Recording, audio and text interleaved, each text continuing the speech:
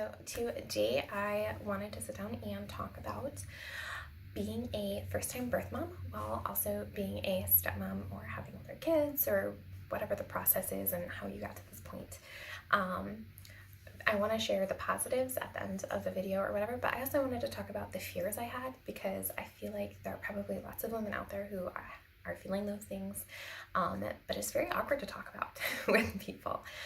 Looking back, I could have talked to my husband, mine and my husband's family, some of my closest friends, but since I was already a stepmom and I had people make very rude comments to me about being a stepmom and how, like, when I was pregnant, they would say, "You're gonna love this baby more than you love Kane and Aubrey. You're going to," I mean, the list goes on. Like, they would say crazy things, and the fact that they would say those things or even think that just because I have a biological child that I would love my other children less is crazy and rude and inconsiderate.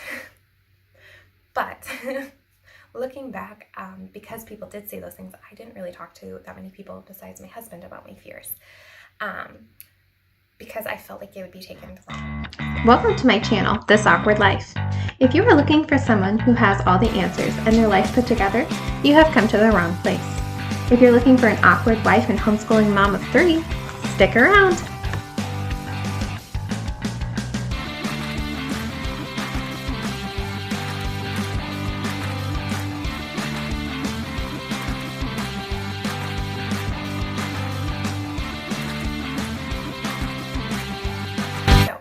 First off, my fears wasn't necessarily for the birth and the labor.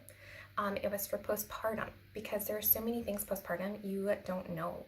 Everyone talks about postpartum depression now, which is great. Obviously, it's a topic that needs, recognition. But they talk about that a lot. They talk about, I can't shower. I was so tired. I can't get anything done. Like, I don't eat all day. I don't, all the things that they're like, well, we just can't get anything done, and all of those things.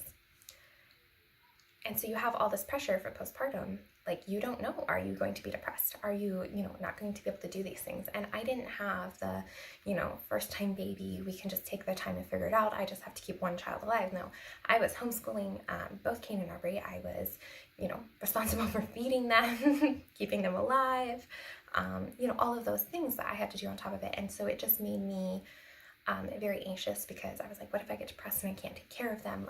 What if I get depressed and they think that I don't love them anymore, even though that wouldn't be the case? It would just be, my depression or my anxiety or whatever. And I would literally cry about this at night, like before Isaac was born, and be like, what if, I can't take care of them? Because, I didn't know how to breastfeed. I didn't know how to cloth diaper. I didn't know how my body was going to change or respond to being postpartum. Those were all things that were new to me. And I feel like most moms, when they have their first kid, that's their first kid. They just have to worry about that. And there are a lot of people out there who, like me, they have a biological child that isn't their first kid. And I just wanted to shine a light on that, like, anxiety that comes with that, and just, give people hope that things worked out fine for me, and I will go through the things that worked out great and actually were probably better because I did have older kids. I felt like if I told people that I was scared about having to take care of Kane and Aubrey when the baby is born, they would see it as, oh, she thinks Kane and Aubrey are a burden now that she has her, her biological child. And that wasn't it. It wasn't my fear that I had to take care of them. It was the fear that I wouldn't be able to take care of them, that I wouldn't be able to homeschool them, that I wouldn't be able to do all of the things. Because when you take on the responsibility of homeschooling, you take on the responsibility of their entire education on top of just doing the normal mom things. And it's wonderful, and I think that's what I was made to do, and I think, it's an amazing thing. But sometimes that pressure can be slightly overwhelming, especially when you're 8 months pregnant, an emotional mess. So, trying to think. So I was very nervous, and my husband was super supportive. He's like, you are doing an awesome job. You've been doing an awesome job for, years now. I don't know if I agree that I did an awesome job, but I was happy that he thought so. But he's like, you're doing a good job with the kids. He's like, you've been fine. You've crossed and tackled so many bridges already. Like, he's like, we'll get through this. He's like, if I have to step up and help more, which he steps up and helps all the time before that, and even more so after that. So I mean, he definitely did step up, but he's like, if I have to step up and help, and he's like, we'll make it work. If we have to take a break from school for a few weeks, like, we'll take a break. If we have to do this, we'll do this. But he's like, you'll be fine. You'll figure it out. He's like, you're an awesome mom now. Like, why wouldn't you be then? And logically, that made sense. But at the time, I was like, well, I'm also not postpartum right now, and I didn't know how I was going to respond to that. So he was very encouraging, and he was right. We got through it. It was wonderful. And that, I guess I can't really offer a lot of advice except, do talk to people who are closest to you, and the people who are out there saying you're not going to love your stepkids as much as you love your biological baby, or anything else rude and inconsiderate that they say. They don't know you. And it doesn't matter what they say, as long as your husband and your kids know how you feel about them. Everyone else is obsolete. Looking back, I could have talked to so many people, because there's so many people in my life who are crazy supportive. I just felt embarrassed and ashamed to at the time, and I just want to encourage you to find those people who are really in your circle, who really know your heart, and talk to them. And if your friends don't understand, well, then maybe they're not your friends. So that may seem harsh, but that's how I feel.